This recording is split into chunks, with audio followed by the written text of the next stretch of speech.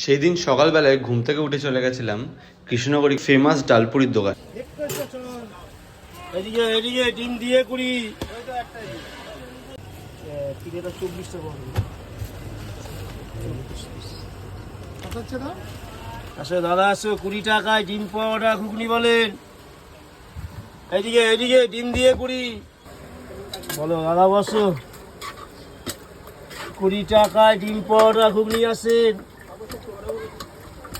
বলছে যে কি তরকারি আছে গো? এটা ঘুগনি। আর তুমি দেখছিলাম ঘুগনির ওপরে কি দিচ্ছে, ওটা কি? এটা ডিমের কারি। আচ্ছা, ওপরে একটু দিয়ে দাও নাকি?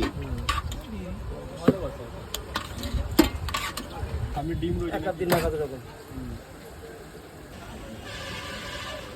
বলো দাদা, বসো। ডিম দিয়ে 20 টাকায় বসো।